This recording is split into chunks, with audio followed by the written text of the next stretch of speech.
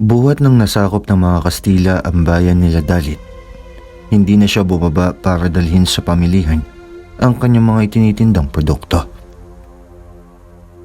Ilang gabi na din kasing hindi maganda ang kutob niya at may kung ano siyang pangitain, nahuhulihin siya at papatawan ng buwis. Dahil dito, sa halip na idiretso sa bayan ng kanyang mga produkto, nakikipagpalitan na lang siya sa iba niyang kanayon nang sa gayon, magagawa pa rin niyang mailabas ang kanyang mga itinitinda. Isang araw, nasa kalagitnaan siya ng kanyang paglalakad nang may makasalubong siyang matandang tugon. Nagmadali ito at animoy mayroong kinakatakutan. Subalit nang makita siya ni Dalit, napangiti ito at lumapit sa lalaki. Saktong pagdating niya sa tapat ni Dalit, nabuwal ito at nakiusap na bigyan siya ng makakain. Hindi naman nagatubili si Dalit at binigyan niya ng saging ang matanda. Humingi pa siya ng pasyensya rito dahil iyon lamang ang pupwedeng makain sa kanyang dala. Napangiti na lamang sa kanyang matanda at agad na pinasalamatan ang ibinigay ni Dalit sa kanya. Habang kumakain iyon, tinititigan niya sa muka ang lalaki. Ilang beses siyang napasulyap doon hanggang sa tuluyan na itong natapos sa kanyang pagkain. Nababasa ko sa mukha mong may mahalaga kang misyon na gagampanan sa iyong bayan. Nakita kitang nakikipaglaban sa mga dayuhang mananakop. Saad ng matanda. Natigilan si Dalit at hindi niya alam kung ano ang pinagsasabi ng matanda sa kanya. Subalit dahil ayaw niyang sumama ang loob noon sa kanya, minabuti niyang itikom na lamang ang kanyang bibig at maghintay sa susunod na sasabihin ng matanda sa kanya. Wala akong maitutulong sa bayaning kagaya mo kung hindi ito lamang. Pagkatapos magwika ng matanda, may kung ano siyang kinuhang supot sa kanyang bulsa. Ito ang mutya ng kanin ng mga engkanto. Hanggat nasa iyo ito, magkakaroon ka ng kakaibang lakas at liksi. Hindi na nagawang makatanggi ni Dalit sa winikang iyon ng matanda dahil parang nadala siya sa kung anumang sinabi nito. Pagkakuha niya ng supot na iyon, napatulala siya. Parang nakalutang siya noon habang pinagmamasdan ang matandang naglalakad palayo. Natauwa na lamang siya noon nang sa hindi niya inaasahan, nakita niya kung paano unti-unting nawala ang matanda. Napatanong siya sa kanyang sarili kung totoo nga ba ang kanyang nakita o hindi. Subalit nang maalala niyang hawak niya ang ibinigay ng matanda, naniwala siyang totoo ang kung anumang nasaksihan niya. Ang isang katanungan lamang na naiwan sa kanyang isipan ay kung ano nga ba ang tunay na katauhan ng matandang iyon. Habang nasa ganoong sitwasyon, nakaramdam siya ng pangingilabot. Dahil dito, minabuti na lamang niyang dumiretso ng umuwi. Itinago niyang ibinigay ng matandang iyon sa kanyang lalagyanan ng damit. Naging normal naman ang buhay ni Dalit magmula noon. Subalit habang patagal ng patagal, wala nang nakikipagpalitan sa kanya ng produkto. Gawa ng halos lahat ng mga kanayon niya, lumipat na sa bayan dahil sa takot na mapasama ang kanilang pangalan dulot ng malawakang kampanya ng mga Kastila laban sa mga Erehis. Dahil dito, wala na rin siyang nagawa kung hindi makipagsapalaran sa kabayanan kahit pa na alam niyang malaki ang tsansa na manganib siya. Isang umaga, bago pa man tuluyang sumikat ang araw, nagsimula na siyang maglakbay patungo sa bayan. Isinakay niya ang kanyang kanga na hila-hila ng kalabaw ang kanyang mga produktong iluluwas sa bayan. Bago siya tuluyang umalis, minabuti niyang dalhin ang supot na ipinagkaloob sa kanya ng matanda. Naisip niyang magagamit niya iyon bilang pamproteksyon sa kanyang sarili kung sakaling totoo man ang sinasabi sa kanya ng naturang matanda. Noong masiguro na niya ang kanyang mga dadalhin, nagpasya na siyang bumaba sa bayan. Habang patungo sa bayan, nag-isip si Dalit ng mga bagay na pupwede niyang idahilan sa mga Kastila kapag nagkaroon sila ng paghaharap. Subalit dahil alam niyang hindi naman sila magkakaintindihan, wala siyang ibang alalahanin maliban na lang sa posibilidad na makita siya ng mga ito at mahuli dahil hindi siya nakakapagbayad ng buwis.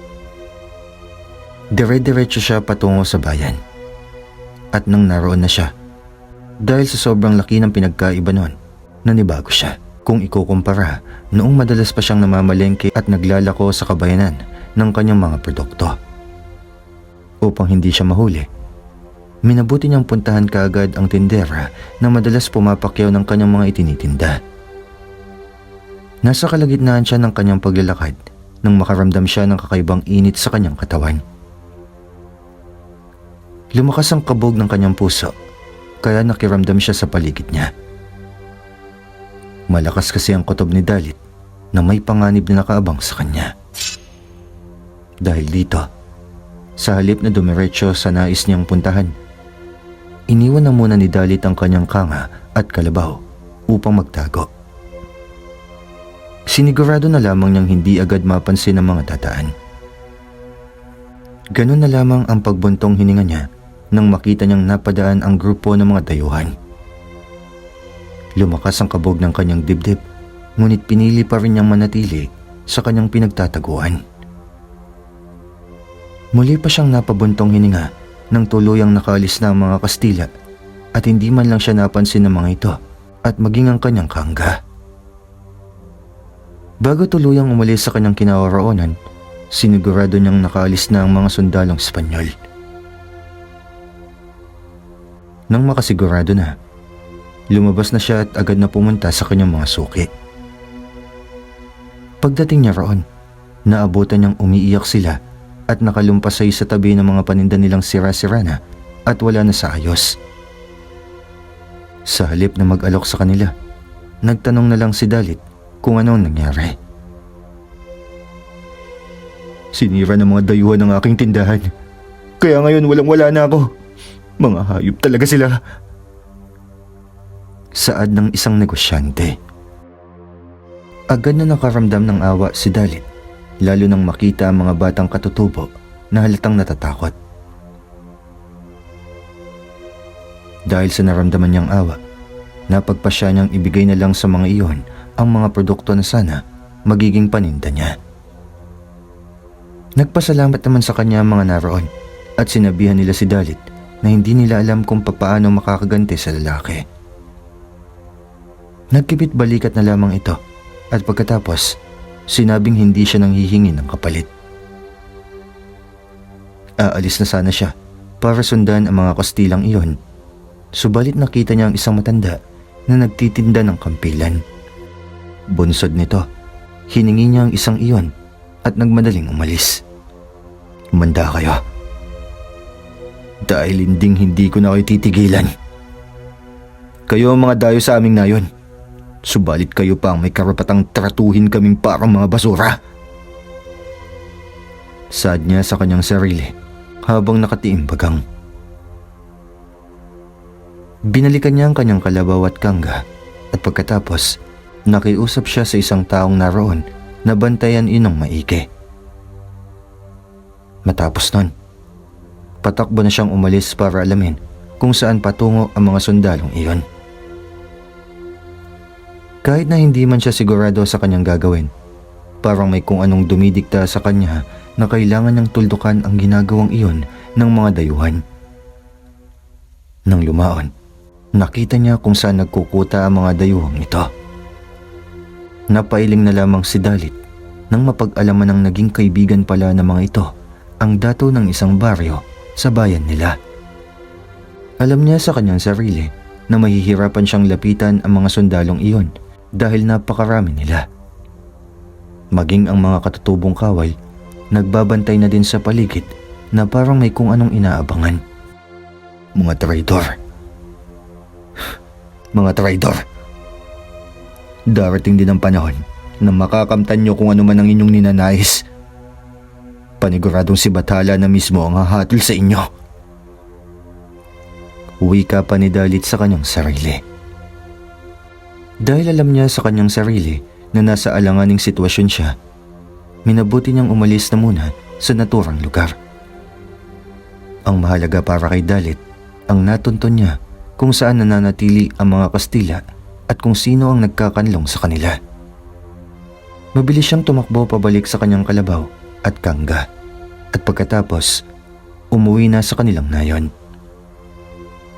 Nagpasalamat siya sa taong nagbantay sa kanyang alaga at nagwikang magpapadala na lamang sila ng balita kapag ka may ginawang masama ulit ang mga dayuhan sa kanilang bayan.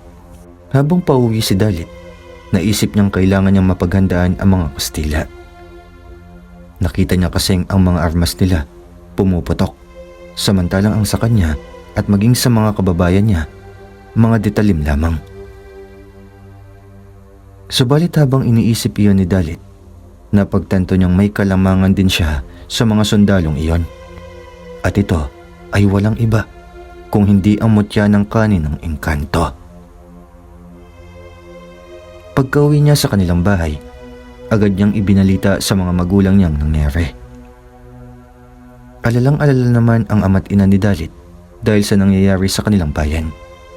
Sinabi pa nila sa lalaki na huwag na lamang itong tumungo sa kabayanan at manatili na lamang sa kanilang nayon. Subalit ayon naman kay Dalit, kapag mananatili lamang siya sa kanilang nayon, mabubulok ang kanilang mga produkto at tiyak na hindi sila aasenso. Wala namang naitugon ang mga magulang ni Dalit sa kanya dahil batid nilang may punto naman ang kanilang anak. Dumaan noon ang mga araw at minabuti na muna ni Dalit na huwag tumungo sa bayan. Wala pa man siyang produktong dadalhin doon at medyo nangangamba na din siyang mahuli at maparusahan ng mga Kastila. Subalit isang gabi, nagising na lamang siya dahil sa sunod-sunod na hiyaw ng isang taong nanghihingi ng tulong. Tulong! Tulong! Binuksan naman agad ni Dalit ang bintana at nagawa niyang matunton kung saan nagmumula ang naturang sigaw. Dahil doon, dala ang kanyang itak at ang supot ng naglalaman ng mutya ng kanin ng engkanto. Nagmadali siyang lumabas at pinuntahan ang pinanggagalingan ng naturang sigaw. Tumakbo si Dalit hanggang sa makasalubong niya ang isang matandang babae na hinihingal. Agad niyang tinanong ito kung anong rason at tumatakbo. At doon niya nalaman na sinunog pala ng mga sundalong Kastila ang bahay ng babae. Lalo pang nanlumo si Dalit nang mapag-alaman na niyang pinaslang pala ng mga sundalong Kastila ang mga kamag-anak ng matanda. Minabuti ni Dalit na dalhin na muna sa kanilang bahay ang matanda at inihabilin na muna iyon sa kanyang mga magulang. Matapos nun, nagtanong siya kung saan ang nayo ng matandang babae at kung naroon pa din ba ang mga sundalo. Sumagot naman sa kanya ang matanda at sinabing naroon pa ang mga Kastila dahil sinusunog nila ang buong nayon.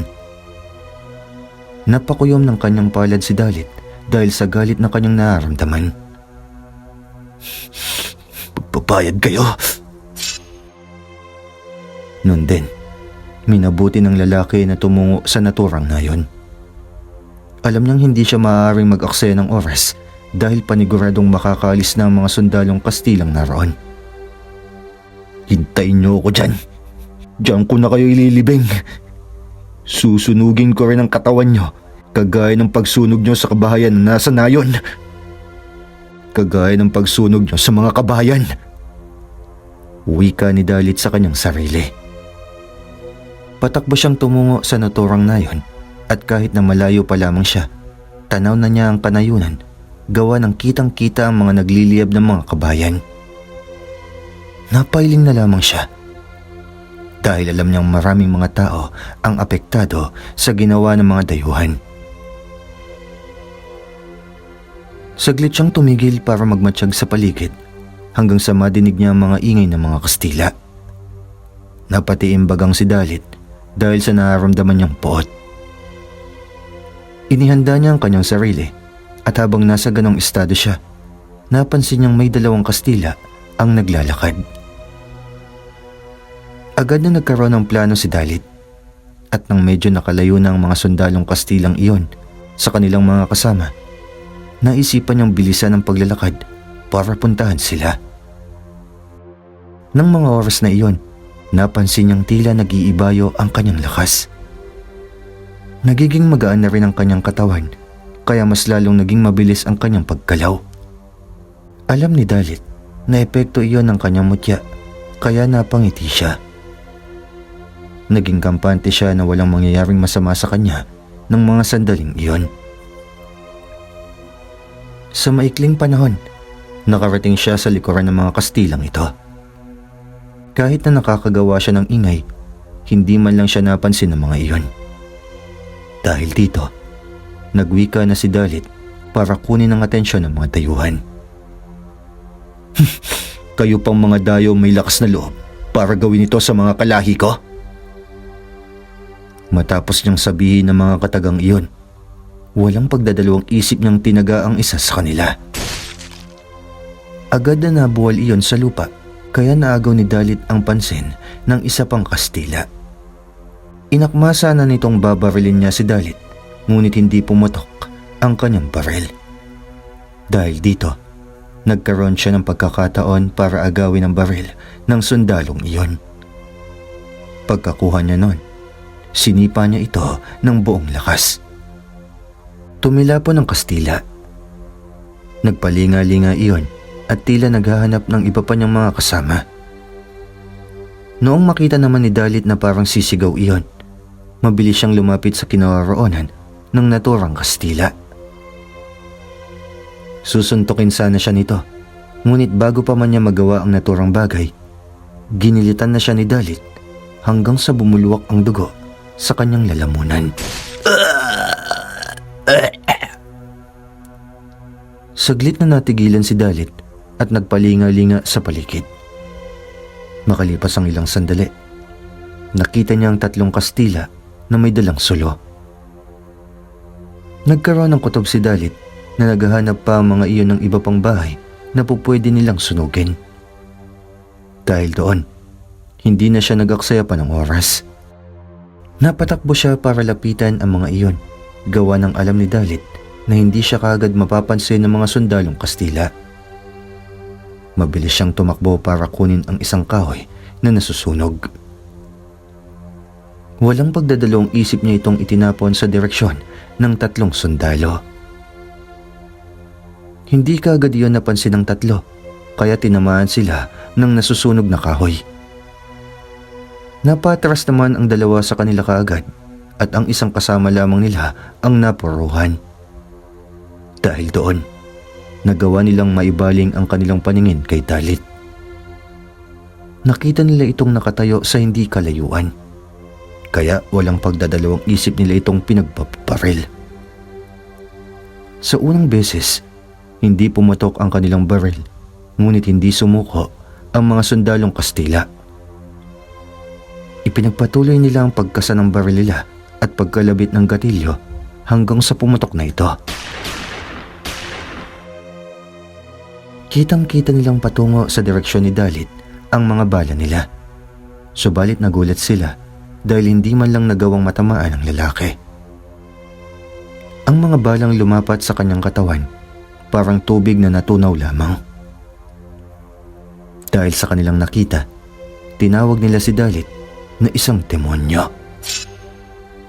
Napatakbo pa ang dalawang Kastila patungo sa iba nilang kasamahan, subalit bago pa man sila tuluyang makalayo, hinabol sila ni Dalit. Saktong pagkalapit naman ng lalaki sa dalawang Kastila, mabilis niyang pinagtataga ang mga iyon. Sinubukan ng dalawang lumaban kay Dalit ng mano-mano, subalit hindi nila nadaig ang lalaki. Mas nagibayo kasi ang kanyang lakas at liksi ng mga sandaling iyon.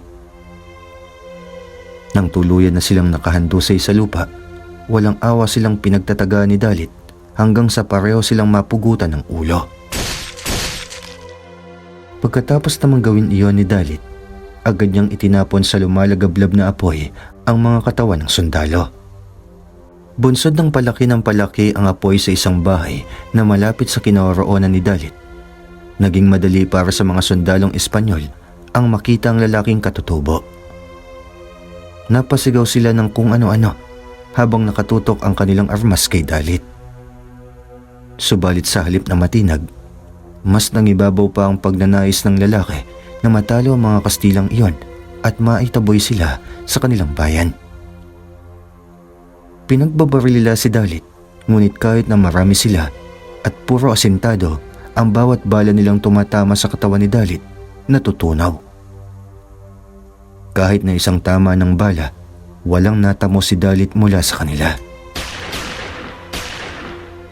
Nang alam ni Dalit na medyo humina ng pagpapaputok ng mga Kastila sa kanya, mabilis siyang tumakbo patungo sa kanilang direksyon.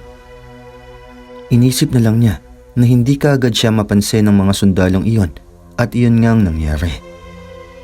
Para makasiguro na wala talagang mangyayaring masama sa kanya, mas binilisan pa niya ang kanyang pagtakbo at dumiretso siya sa likuran ng hanay na iyon. Habang nagpapalinga-linga ang mga Kastila at hinahanap siya, lingid sa kanilang kaalaman, naroon na siya sa kanilang likuran. Napangisi na lamang si Dalit dahil naisip niya na yun na ang buong grupo ng mga Kastilang nanunog sa mga kanayunan.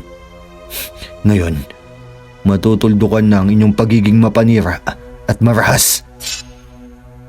Pagkawika ni Dalit ng mga katagang iyon, napalingon sa kanya ang isang sundalong Kastila. Magsasalita pa sana iyon para ipagbigay alam sa kanyang mga kasama na naroon nga ang lalaki, ngunit mabilis siyang ginilitan sa leeg ni Dalit. Matapos gawin iyon ni Dalit, kinaladkad niya ang katawan ng Kastila sa madilim na bahagi. Sakto namang napalingon ang isa pang Kastila, kaya napakunot noo ito dahil nawala ng kanyang kasama. Subalit sa halip na sabihin iyon sa iba niyang kasamahan, wala siyang ginawa. Dahil dito, nagkaroon ng pagkakataon si Dalit na lapitan ng iba pang Kastila at pasimpleng patayin. Nasa 3 Kastila na ang kanyang napapatay nang mapansin ng isang Kastila ang puwang sa kanilang hanay. Nagpalinga-linga siya sa paligid hanggang sa mapansin niya ang iilang katawan na nakahandusay na sa lupa. Agad itong umalis sa hanay niya at pagkatapos, tinignan kung sino-sino ang mga bangkay na naroon. Pagkalapit niya sa kinaroroonan ng 2 sundalo, mabilis din siyang nilapitan ni Dalit at pagkatapos, agad na tinaga. Natamaan ito sa kanyang dibdib na naging rason para mabuwal siya sa lupa. May kung ano pang sinabi ang sundalong Kastila kay Dalit, subalit hindi na niya ito naunawaan. Bubunot pa sana ng maikling baril ang sundalo upang barilin ang lalaki. Ngunit bago pa man niya maiputok iyon, nagawa na siyang tagain ni Dalit sa kanyang kamay. Dahil sa lakas ng lalaki, naputol ang kamay ng Kastila. Napaungol iyon, kaya dahil sa pagkabigla ni Dalit, nagawa niya itong tagain sa bunganga. Bunsod nito, humiwalay ang panga ng sundalo at naging dahilan iyon para bumulwak ang dugo doon. Tatagay na sana niya ang sundalong Kastila sa lalamunan, ngunit nagulat siya nang mapasigaw ang mga Kastila. Natigilan si Dalit at marahang ibinaling ang kanyang titig sa mga sundalong Espanyol. Hindi niya alam kung anong kanyang gagawin upang makatakas, ngunit ng mga sandaling iyon, hindi pa rin siya magpapatinag. Mabilis niyang dinampot ang naputol na kamay ng Kastila at pagkatapos, itinapon iyon sa kanyang mga kasamahan. Dahil doon, ibinaling ng mga Kastila ang kanilang paningin doon sa kamay. Nagkaroon naman ng pagkakataon si Dalit upang makapagpalit ng pwesto. Nagulat pa ang mga Espanyol na iyon dahil sa maikling sandali lamang, nakaalis na si Dalit sa kanilang harapan. Pumwesto si Dalit at nagtago sa likuran ng isang malaking puno. Habang ang mga Kastila nagpapalinga-linga para hagilapin siya, si Dalit naman nakangising nanonood sa kanila. Dahil sa labis na galit ng mga sundalong iyon, Inaksaya nila ang kanilang bala. Pinagbabaril nila ang buong paligid hanggang sa maituon nila ang kanilang pansin sa isang puno kung saan nagkukubli si Dalit. Nagkaroon sila ng malakas na kutob na naroon ang lalaki. Kaya pinaputokan nila iyon habang marahan silang lumalapit. Nakita naman ni Dalit ang paglapit ng mga Kastila sa kanya, kaya napayuko siya at mabilis na lumipat ng pwesto. Saktong pagkalapit ng Kastila sa puno, tinignan nila ang paligid noon. Lahat sila galit na galit nang malaman nilang wala roon ang lalaki. Nang mga sandaling iyon, dahil sa pag-aaksaya nila ng kanilang mga bala, hindi nila namalayang ubos na pala mga ito. Wala silang nagawa kung hindi ang gamitin na lamang ang kanilang mga espada bilang armas. Hinalughog nila ang buong paligid doon, ngunit kahit saang dako sila magpunta, hindi nila nahanap si Dalit. Lingid sa kanilang kaalaman, nasa likurang banda lamang nila ang lalaki at naghihintay ng tamang pagkakataon. Nang medyo nakalapit kay Dalit ang isang Kastila, walang pagdadalawang isip niya itong hinila patungo sa kanyang pinagtataguan. Hindi rin siya nag-aksaya ng oras at mabilis niya itong ginilitan sa leeg.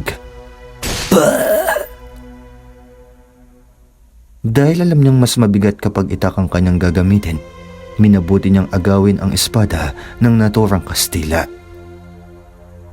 Kinamit niya ito upang itarak iyon sa puso ng sundalo. Nang makasiguro si Dalit na wala ng buhay ang Kastilang iyon, mabilis siyang lumabas sa kanyang pinagtataguan. Nagkataon din na napalingon ang isang Kastila sa kanyang kinaroroonan, kaya mabilis na sumugod ang mga ito sa kanya. Inihanda na lamang ni Dalit ang kanyang sarili nang makita niyang may hawak na espada ang bawat isa sa kanila. Habang nasa ganoong estado, nakaramdam si Dalit ng matinding init sa kanyang katawan. Alam niya sa kanyang sarili na dahil iyon sa mutya ng kanyang tinatangan. Dahil dito, hindi siya pinanghinaan ng loob. Sinalubong niya ang mga sundalong Kastila at walang pagdadalawang isip na pinagtatataga ang mga iyon. Kahit na bihasa ang mga sundalo sa paggamit ng espada, walang naging panama ang kanilang kakayahan sa bilis at lakas ni Dalit. Sa maikling panahon nilang paglalaban, nabuwal sa lupa ang mahigit kumulang 10 Kastila. Ang bawat isa sa kanila may seryosong sugat sa katawan na naging dahilan upang mahirapan silang makagalaw. Nang makita naman ng lalaki na hindi na gaanong nakakagalaw ang mga Espanyol, isa-isa niya itong nilapitan at kinilitan sa leeg. Dahil buhay pa ang mga iyon nang gawin ni Dalit ang naturang bagay, sumisirit ang kanilang mga dugo na animoy may malakas na presyon sa kanilang mga ugat. Hinintay ni Dalit na tuluyang mawala ng buhay ang mga sundalong yan. Makaraan ng ilang sandali, napansin niyang wala ng reaksyon ang mga Kastila. Dahil dito, isa-isa niyang hinila ang mga iyon patungo sa lumalagablab na apoy at pagkatapos, tinapon niya ang kanilang mga katawan. "Sisidapa na lang ang bahala sa inyo," sambit niya nang magawa na niyang itapon sa apoy ang mga sundalong Kastila.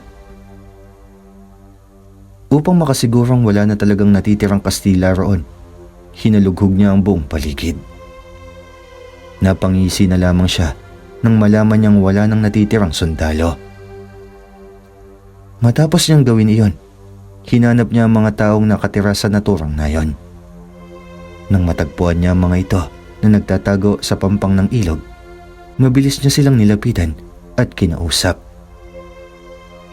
Sinabihan sila ni Dalit na kung maaari ay gumawa sila ng bakod sa paligid ng kanilang nayon para hindi kaagad sila mapasok ng mga dayuhan. Nagbigay na din siya ng suwestyon na magbantay sila sa kanilang paligid nang sa gayon malaman kaagad nila kapag may paparating na kaaway. Napatango naman ang mga tao at nangako kay Dalit na gagawin nila mga bagay na iyon. Nagpasalamat ang mga ito sa lalaki dahil sa naging tulong niya sa kanila. Sa kadahilanang natupok ang halos lahat ng kabahayan doon, wala nang nagawa ang mga taga-nayon kung hindi ang magsimula ulit ng kanilang mga buhay. Si Dalit naman, bumalik na rin sa kanilang baryo at minabuting magpahinga na muna. Ipinag-utos na lamang niya sa iba niyang mga kanayon na ihatid ang matandang nagbalita sa kanya patungkol sa nangyayari sa kanilang nayon. Dahil sa matinding pagod ni Dalit, nakatulog siya ng buong magdamag. Kinabukasan, nagulat na lamang siya nang may balitang nakarating sa kanya na pinaghahanap na siya ng mga Kastila. Kinabahan naman ang kanyang mga magulang dahil doon at binalaan nila si Dalit patungkol sa padalos-dalos nitong pagpunta sa kabayanan. Napailing na lamang ang lalaki at idinahilan na kapag hindi siya tutungo sa bayan at magdadala ng kanilang produkto, paniguradong magugutom sila. Sa kadahilanang iyon, nagsuwestyon ang kanyang ama na ito na lamang ang pupunta sa bayan nang sa gayon hindi mahuli ng Kastila si Dalit. Ayaw sana ni Dalit ang ideyang iyon dahil mahina na ang kanyang ama, ngunit ipinagpilitan talaga na matanda ang kanyang ninanais. Pumayag na lamang si Dalit dahil sa kondisyon na sasama nito ng nakababata niyang kapatid. Hindi naman tumutol doon ang kanyang ama, kaya magmula ng araw na iyon, nanatili na lamang sa kanilang bahay si Dalit. Ang kanyang ama at kapatid naman ang siyang tumutungo sa bayan upang makipagpalitan ng produkto sa ibang mga tao. Isang araw, sa hindi malamang dahilan ni Dalit, nakaramdam siya ng kakaibang kaba. Pinapanood lamang niya ang kanyang ama at kapatid na inihahanda ang kanilang dadalhin sa kabayanan ng mga oras na yon. Hindi niya malamang rason. Tila may kung anong bumubulong sa kanya na huwag nang patuloyin ang dalawa sa pagpunta sa bayan. Nilapitan naman niya kaagad ang kanyang ama't kapatid at sinabi kung ano ang naging kutob nito. Subalit sa halip na paniwalaan, pinagtawanan lamang siya at nagwika pa ang kanyang ama ng, "Wala kang dapat na ipag-alala sa amin. Ako ang bahala sa mga dayuhang yon." Napalunok na lamang sa kanyang laway si Dalit dahil sa sinabi ng kanyang ama. Habang pinagmamasdan kasi niya ito, parang kinakabahan siya at iniisip na may kung anong masamang mangyayari sa kanilang dalawa. Subalit dahil may tiwala naman siya sa kanyang tatay, hindi niya ito inintindi. Minabuti na lamang niyang tulungan ang dalawa hanggang sa matapos na nilang ihanda ang kanilang dadalhin. Nang magsimula nang umalis ang ama ni Dalit at ang kanyang kapatid, napatanaw na lamang siya dito. Naisipan niyang sundan ang dalawa, ngunit alam niyang delikado ang sitwasyon niya sa kabayanan. Napagpasya na lamang niya at ng kanyang ina na hintayin ang dalawa.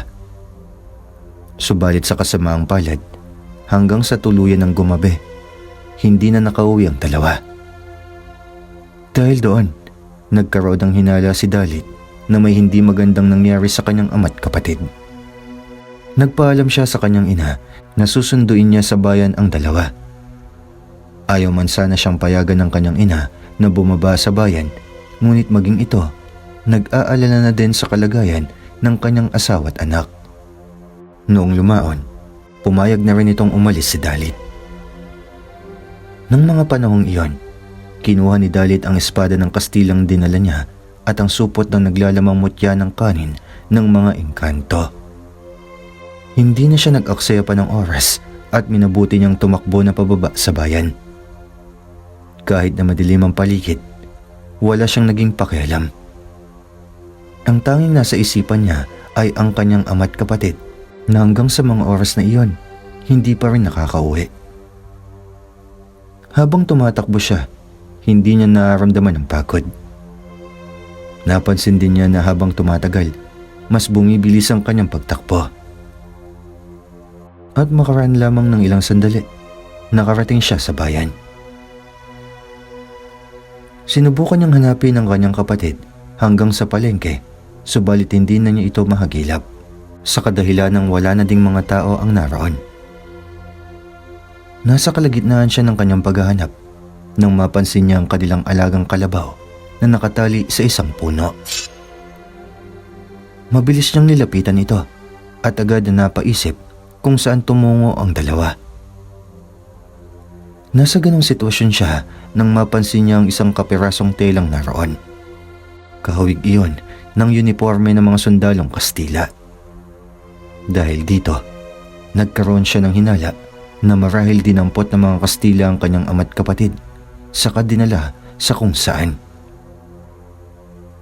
Agad nang pumasok sa kanyang isipan ang patungkol sa dato kung saan nakita niyang pumipirme ang iba pang mga sundalong Kastila.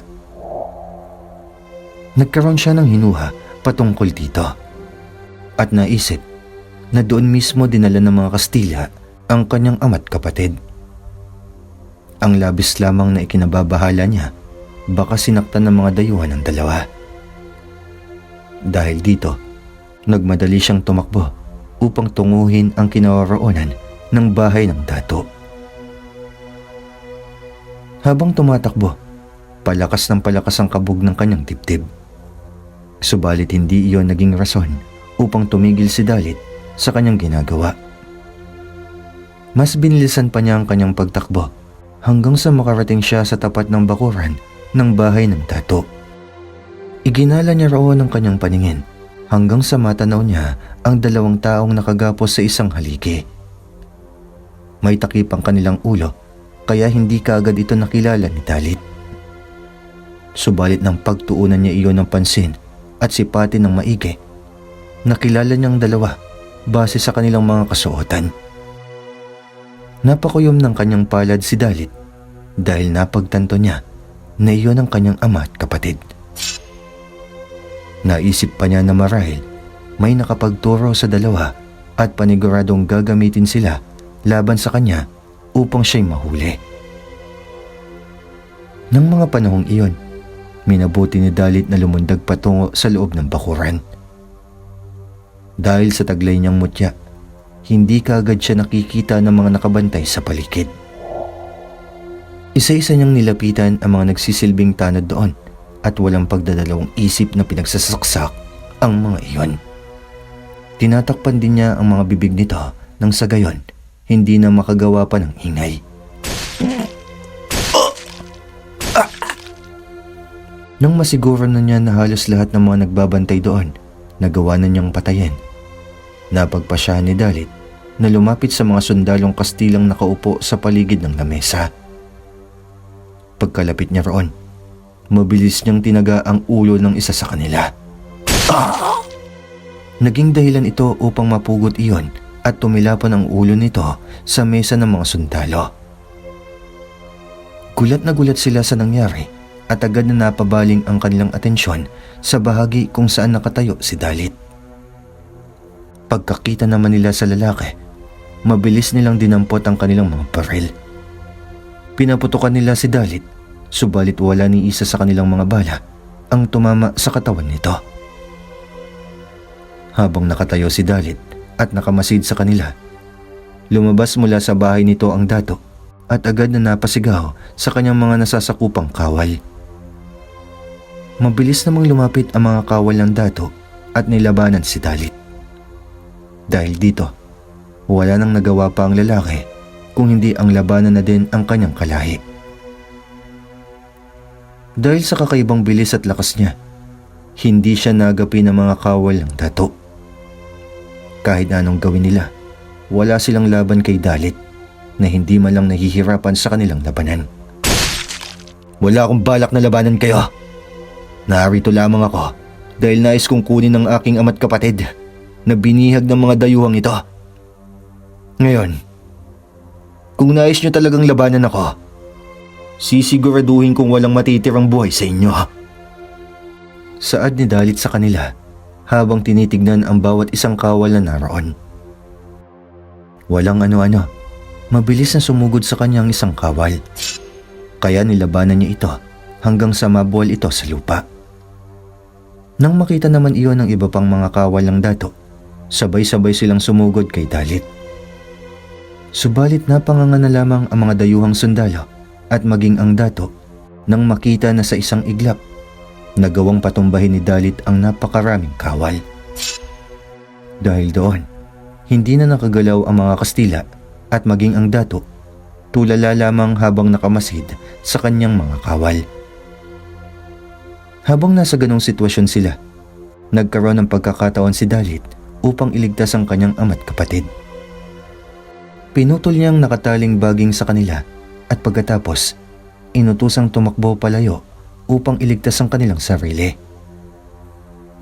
Yayayain sana si Dalit ng kanyang ama upang tumakas na din, subalit hindi nakinig si Dalit.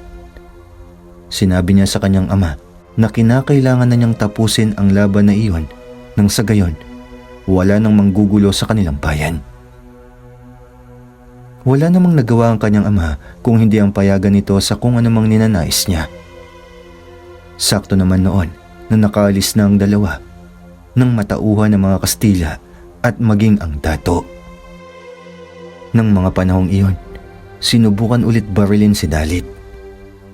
Subalit kagaya ng naunang nangyari, naging walang silbi ang kanilang mga bala. Kalaunan, naisipan nilang labanan si Dalit ng espada sa espada. Hindi naman natakot sa kanila ang lalaki.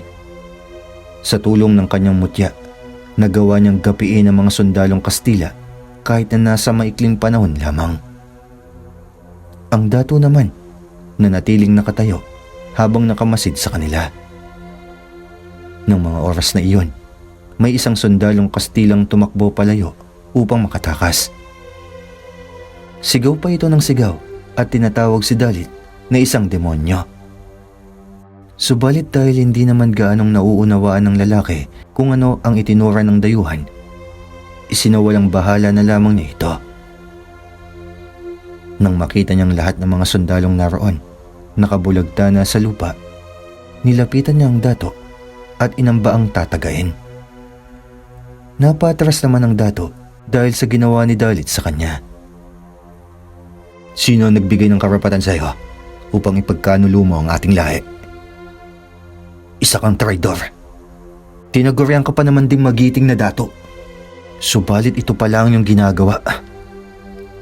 Hindi ka nararapat sa kung saan ka nakapwesto. Sambit ni Dalit sa kanya. Nag-alok ng napakaraming kayamanan ng dato, ngunit tinanggihan ito ng lalaki. Ayon sa kanya, mas mahalaga ang mga simpleng tao sa kanya kung ikukumpara sa mga kayamanang iyon. Iling naman noon ng iling ang dato at nagmamakaawa kay Dalit na huwag siyang papatayin.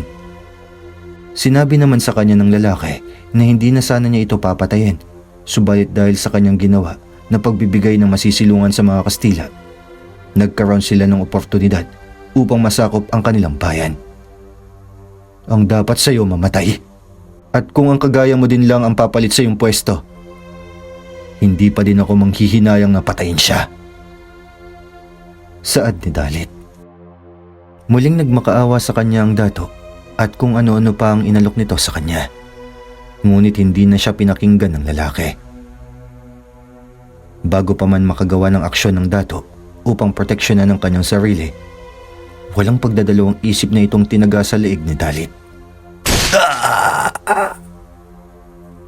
Matapos nitong gawin iyon, buong lakas niyang itinarak sa puso ng dato ang espada ng Kastila.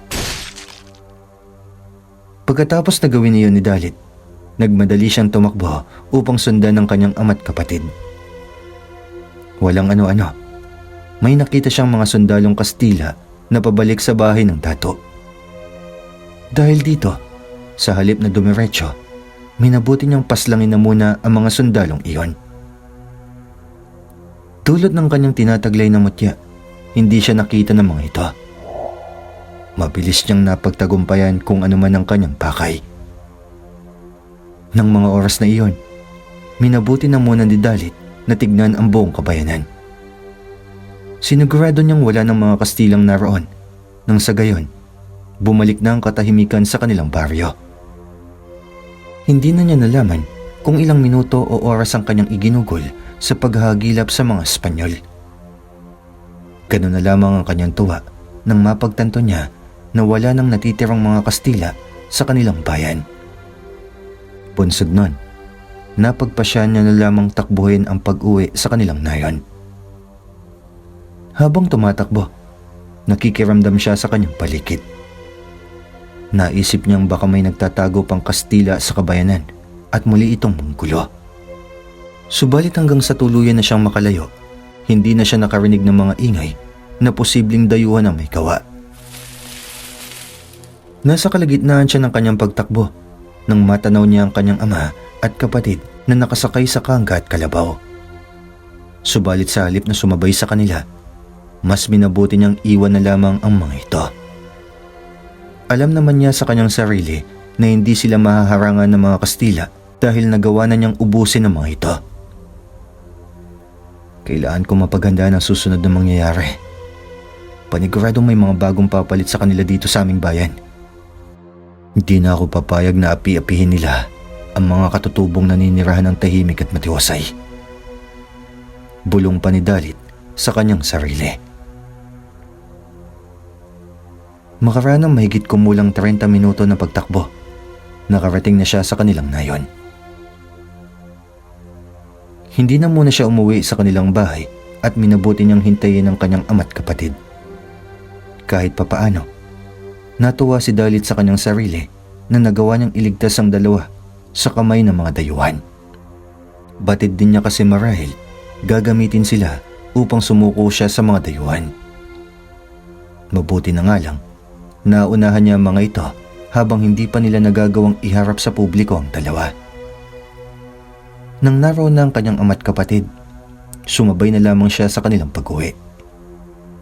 Pagdating naman nila sa kanilang bahay, ibinalita kaagad ng tatlo kung ano ang nangyari.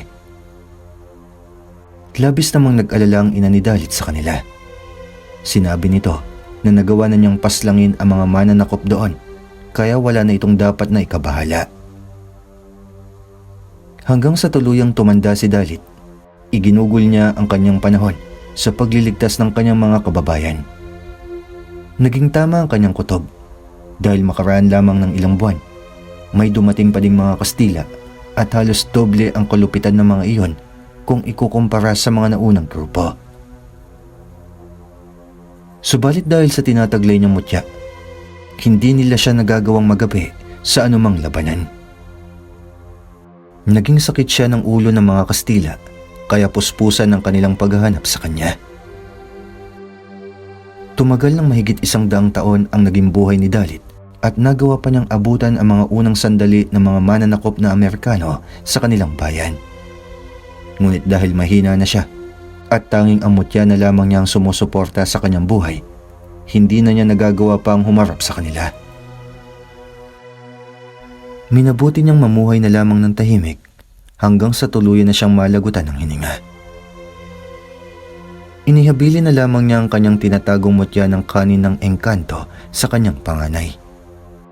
Nang mga panahong iyon kasi, napapabilang ito sa mga sundalong lumalaban sa mga natitirang Kastila at maging sa mga Amerikano.